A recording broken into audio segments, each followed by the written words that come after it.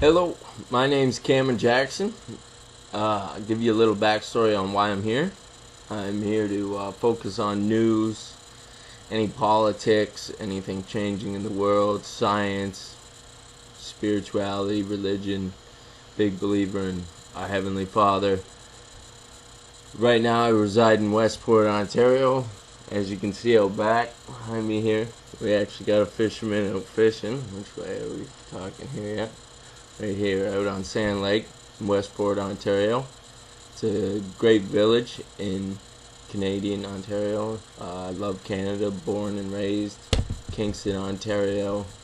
To just give you a little bit about my past. When I was about 1 year old, my parents divorced. Don't remember all that. I grew up with my mother for years, with my sister till about 12. She remarried with a new husband, had a stepbrother, and different sisters that popped in and out of stepsisters that popped in and out of my life. Through high school, really only had one or two friends, and originally I was living in the city until I moved to country, and that was quite a switch for society. I think I was about 7 at the time, grade 3 or 4 when I went to the country, and I liked it. Got to know a good group of friends, got raised in the country. Actually, I had some morals, and I lived in the back of a church at the time, and the pastor of the church was my landlord. And so most Sundays I would go to church. My mother, my stepfather, and my stepbrother, sister always went to youth group, always learned about my father. And what I'm trying to say is, I always did that, and I did it free-heartedly, and I always believed in Jesus Christ, but I was always searching for more. And I was in high school. I just got by. I wasn't focused. I wouldn't say depressed or anything, but I wasn't totally happy by any standards, because I was living in poverty and difficult situations which most of us grow up in. And I believe I'm Generation X, so most of us could understand. But since then, always been stuck to myself after high school, in and out, slept on couches, trying to get minimum wage jobs,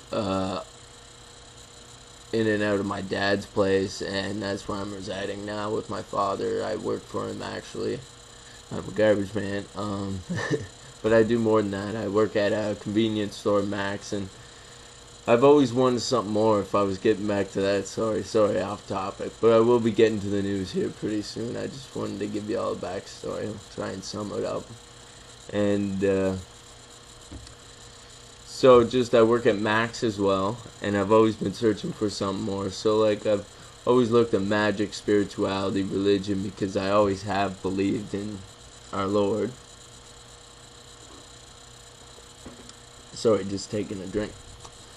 And magic, yeah, that fun to look at. Meditation, I always tried that. I wasn't really persistent in anything. I love music, and found that was a good way to express myself since I was young. Read up on Alex Jones, and I thought that was a lot of the piece to solving the picture in my life. It just came naturally to me, and my buddy showed it to my best friend when I was about 18. Ever since then, I've stuck with Alex Jones, even though my best friend went the other way and can't listen to all that anymore. And none of my family understands where I'm coming from. They think I should relax. I might be an extremist or different, but I've always been different in the loner, so it doesn't really bother me. And now, since I've got through all those rough times, and I'm trying to better myself through working out, consistently trying to gain progress in music, because I'm a rapper, so I'm always working on putting together a mixtape, working on making songs, expressing myself, telling people about what's going on. And I've done research and listened to Alex for about 6 years. So I hope that kind of sums up a little bit about my past and can get on to the news portion. And I do work at Max, like I said, do odd jobs for the village of Westport, and I only speak for me as a free human being, I guess. And And while I work at Max, I get to look at all the newspaper clippings. It makes me get to do more research and get to do what I should have been doing 5, 6 years ago and really studying this and standing up to this, because I do not like the pure evil forces we are going against. And since I was 23, I've never committed myself to anything more than justice, peace, love, our Father, not hurting anybody, and mostly being a good person. I cannot sin. I look at it, and if you want to run around and lie and cheat and steal, I just look at it. You're going to end up not fulfilled in life and hurt and depressed, like most of the people we have today, and most of my family's like that. And most of the time, I'm a happy-go-lucky guy. Spend most of the days by myself or with one or two friends, and just have a great time. And now I'm trying to better myself so I can actually get what I need in life. Not everything I want, but enough so I can maybe one day raise a wife and kids in this crazy, hectic world.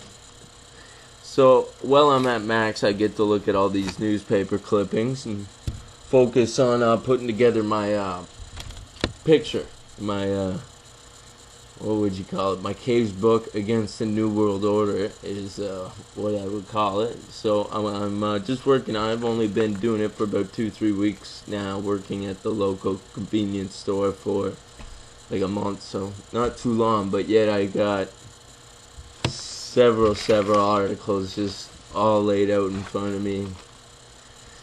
So let's start to go through them. Let's just pick one up, try and I am a big supporter of Trump. We'll get all into that. Alex Jones, and hopefully I can put something out there worth watching. Deregulation to blame for hydro rates. So this was probably in Ottawa Citizen, Toronto City, Globe and Post, New York Times. Just the basic 5 or 6 newspapers we have in Canada usually. We now have the highest rate in North America, especially hydro rates in Ontario. So Canada and Ontario has the highest hydro rates in the northern hemisphere, and I'm pretty sure we have the highest taxes too in Ontario. Toronto, I could not imagine living there in that hectic place. And so if we keep on reading here, it says our past premier, he was Premier Mike Harris, introduced deregulation and corporatization for public utilities, promised to lower rates as the ministries of energy, Jim Wilson, and a couple other names. Just if you want to go read it, there's the names for you. And then it got passed on to Kathleen Wynne. And if you live in Ontario, you know how much nobody likes Kathleen Wynne.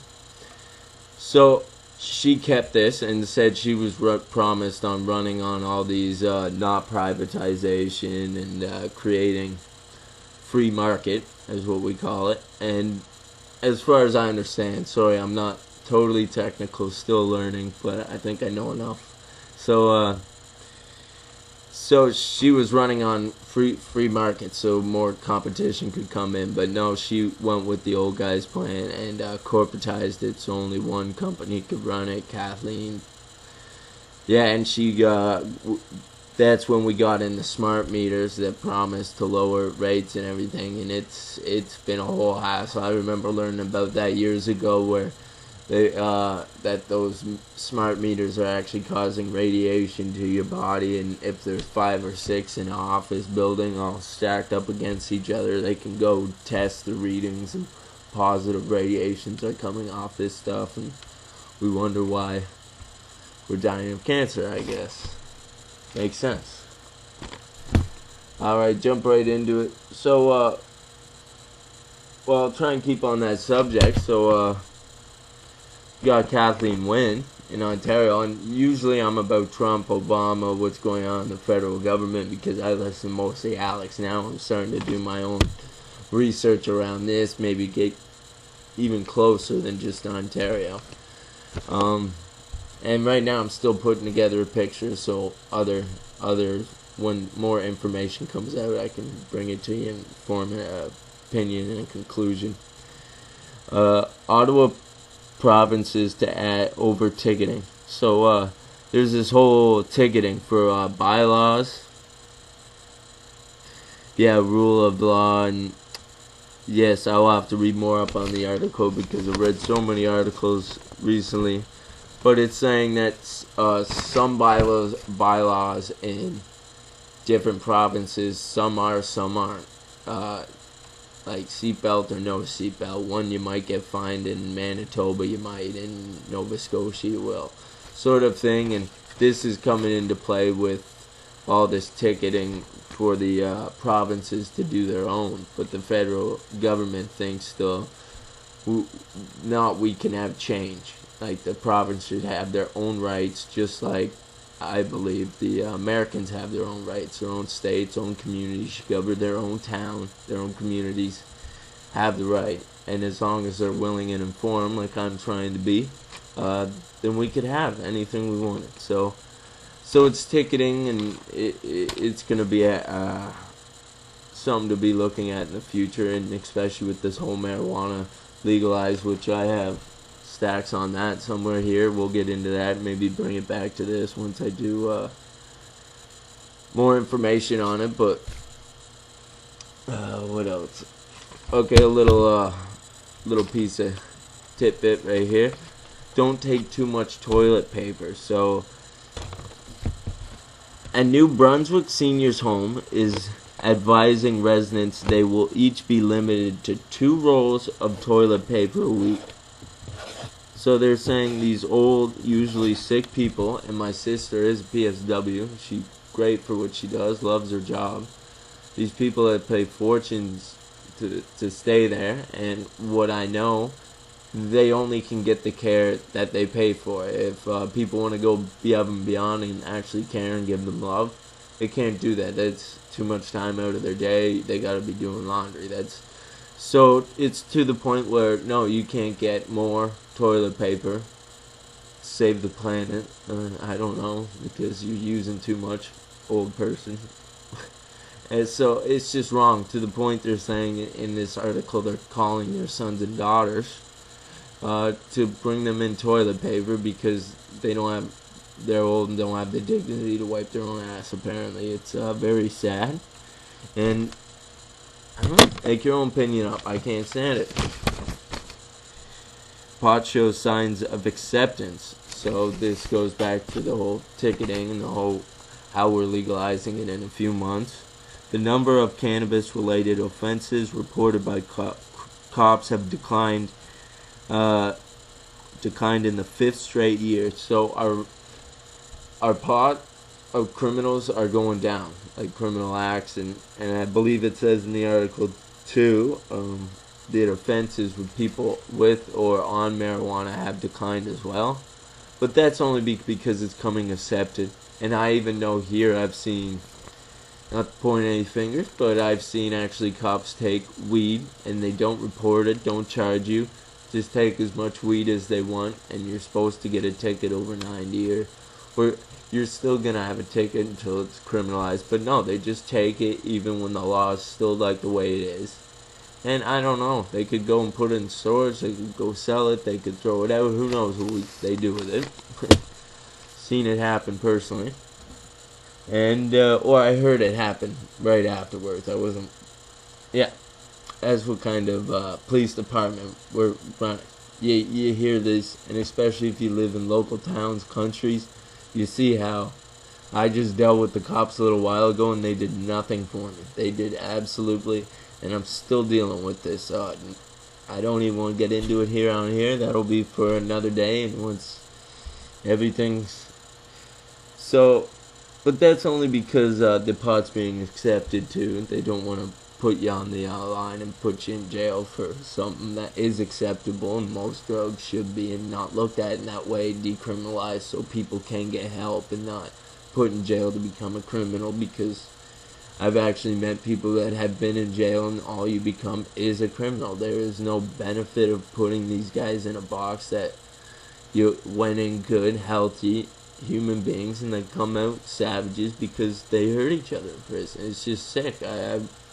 watch reality TV shows growing up about what goes on in prisons. It's just disgusting. And now every other show is about cops or prison, and it's just sad.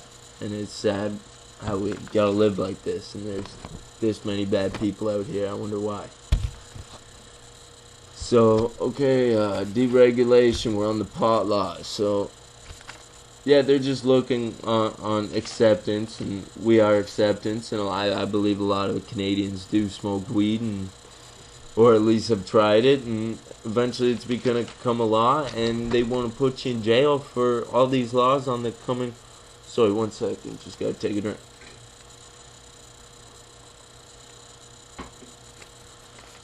All these coming laws, you should go and look into it. I've only heard a bit from friends and looking a little bit up myself. That if you have more than the government says, which is not that much, a couple pounds, I think, you can actually spend years in federal prison because you have this much weed. Where weed, as long as it doesn't hurt anybody. Like Woody Harrelson, I believe, said the worst thing you can do with weed is get caught with it. Exactly, because they lock you up for 8 years.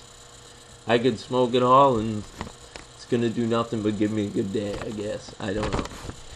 So, let's get on some other things. Okay, so deregulation on hydro rates. So that's sort of what they're doing to Obamacare, too. They want to monopolize it, so one company, and it's a privatized. It's not part of the government. So it has all control, and you have to go to it. And they say, oh, you have to, you can only come up, and we'll jack the rates up, and we have all control. And you know how much of a lie that is. Obama's lied about the doctor and prices being low, which is all a lie. Well, y'all see eventually, I guess. Go look into it. And so the hydro rates, I was just thinking of another point. That's why I need the brain force, a little bit of brain force. Get this brain back in tune, because, you know, working out and a little bit of vitamins isn't enough nowadays. You need a little bit more, some bone broth maybe. So the deregulation. So let's go to the next story. So hydro rates, Obamacare, they want to monopolize everything like we know. And then, so the mayor seeks tax on wealthy New Yorkers to rebuild subway. So taxpayers obviously don't pay enough, and I think in New York City you got to pay a lot of money to live there. Not just that, if you want to use their subway, that's just a train wreck anyways, because there's so many people using it anyways. It's ridiculous. Not to mention I live in Kingston, or I have lived in Kingston, Ontario, and I use the public transit. Since I've used it about 5 years ago to now, it's went up 75 cents. It used to be $2.25. Now it's $3. So every 2 years it's going to go up $25. And inflation, I guess. Maybe I should look into that, I guess. But mayor to seek tax on wealthy Americans. Mayor Bill de Blasio plans to push tax on wealthy New Yorkers to pay improvements needed to address crisis engulfing subway. City officials said on Sunday. Proposals of the latest move. Residents, did they not already pay for taxes to fund the roads and build all your bombs and go invade? Like, guess we don't pay enough, eh? So I got another article in there, like exactly like that one, but they just think they can shove anything. I wouldn't use the subway if I were you. Get walking, I guess. So let's flip it up, and let's a little bit of WikiLeaks, and this is talking about Macron here. Emmanuel Macron's campaign digitally verified and published to WikiLeaks, the group, Monday. Oh, emails allegedly stolen from and they were published on WikiLeaks. The emails stirred when 7 days before the runoff.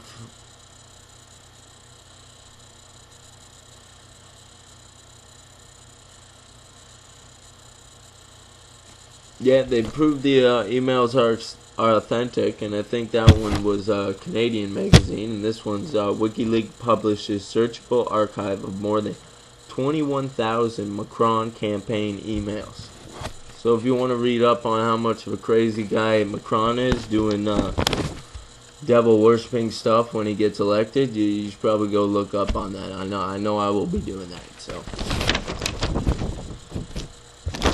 what else we got here? Oh, some more about the cannabis. I love this article. Okay, and sorry, I gotta cut it out, cut the title out from the newspaper. Part of the job.